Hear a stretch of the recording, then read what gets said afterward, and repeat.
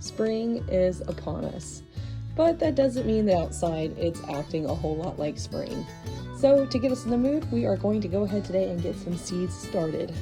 Like most of you out there, I am a little bit of a seedaholic. I buy way too many seeds each year around this time, but I get so excited to start new plants and to watch them grow and to really start to anticipate the growing season. And not to mention, it's not a bad idea to have seeds on hand with all of the food shortage talks that we've been hearing about. Food security has really been at the forefront of my mind. So making sure that I have a good seed stock and have the ability and knowledge and experience to start seeds in case supply chains break down, this is a little bit of security for my family. Other than that, it's just really fun. It helps me to get ready for spring. I anticipate the blooms every year.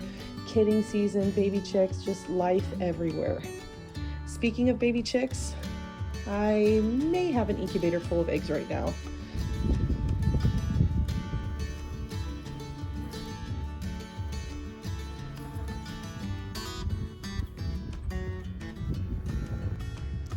It looks like our feeder has been dripping. And the bees are cleaning my post. This feeder's never dripped before, so I'm a little surprised that it did this, but hey, they're making short work of it.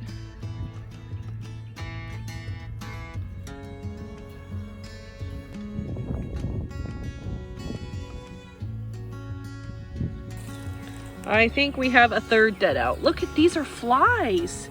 There's not hardly any bees coming in and out, and it's really dirty with all the cappings, but keep telling ourselves this is a part of it because it is a little,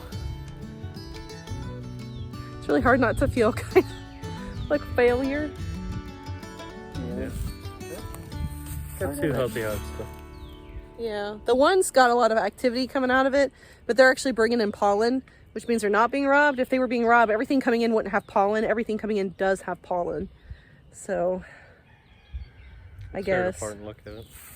Yeah, I'll go get suited up.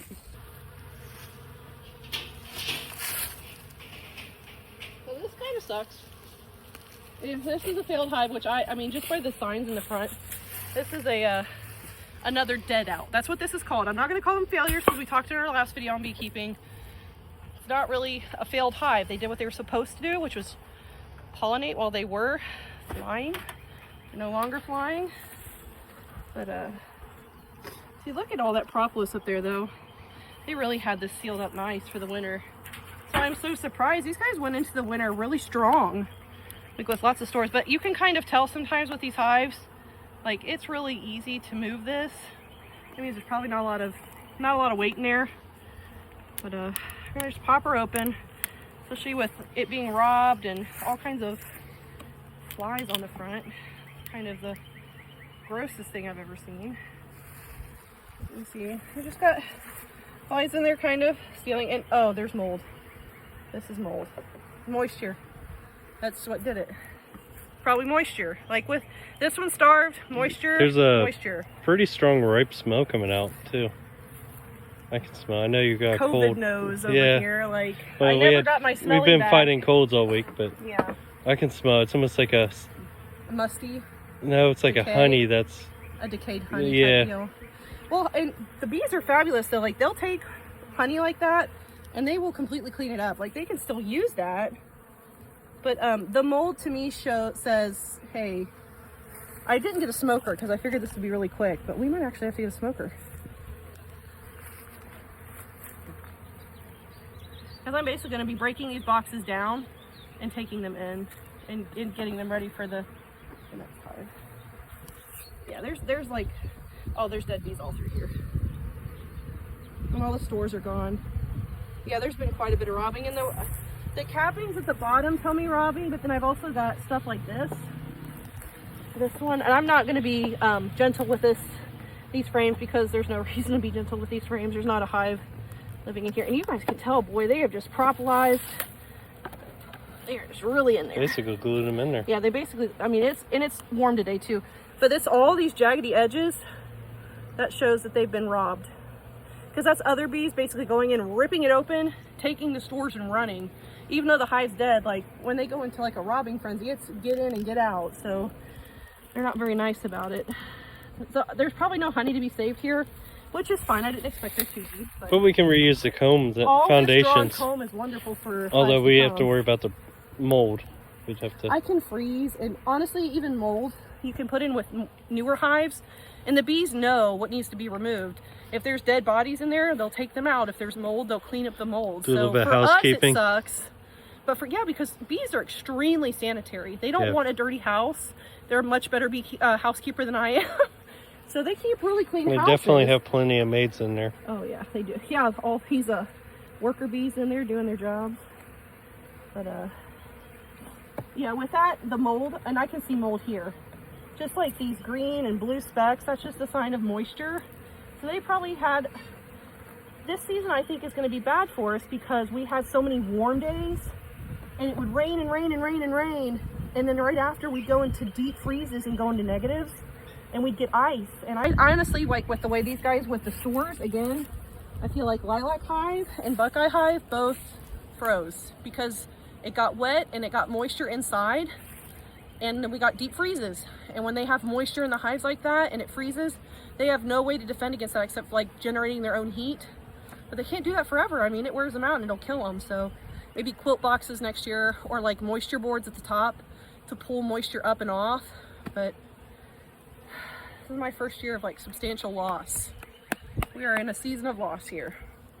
Even though they're gone, they're really gifting me with really invaluable resources for the next hives.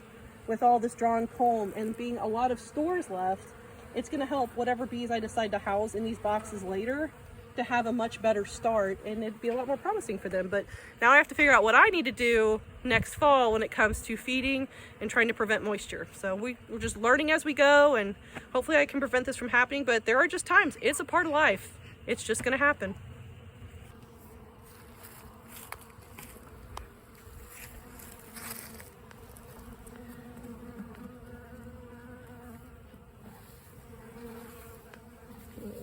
And they're all moldy. That's a lot of bees. What a shame. Oh, there's honey right there. I'm half tempted to grab that and pop that in my mouth. If there weren't mold, I probably would. This kind of sucks. This kind of sucks.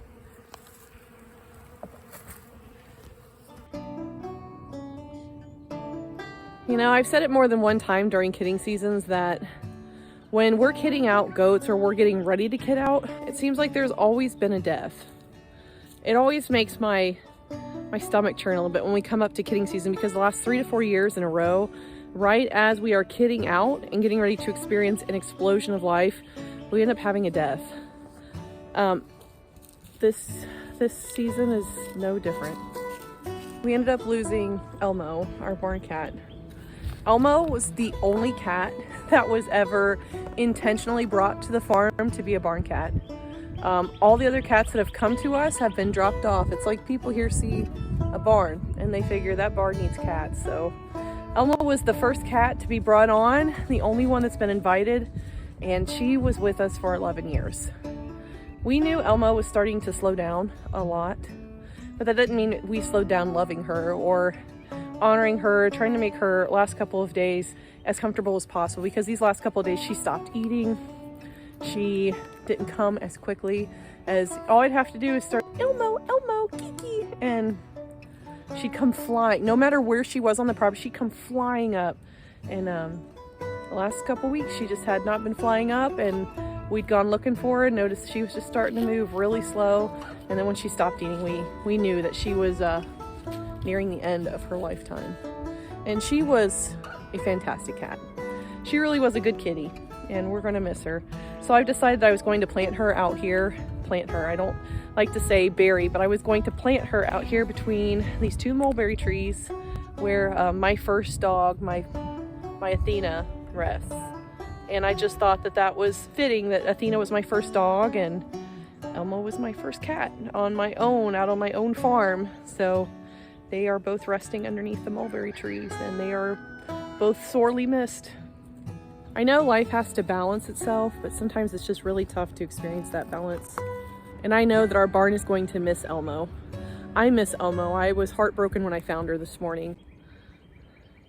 She was just laying down in the buck stall in the barn and opened up the stall door and she was laid right there in front. It's like she knew I would find her quickly that way, because I had told Mark I was really worried about not finding her, because you know, sometimes when animals get sick and they're not feeling well and like they know that their time's coming, that they'll go off on their own.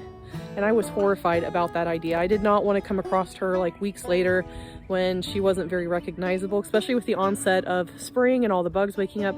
I know that that would have been a possibility, but I'm just really glad that she passed away as to what seems to be very peaceful and in a place where I would find her very quickly. So I am a little heartbroken over this silly cat. I had myself a nice cry during our morning chores this morning. I'm not gonna cry now, so it's just sad to see a valued member of the farm pass on.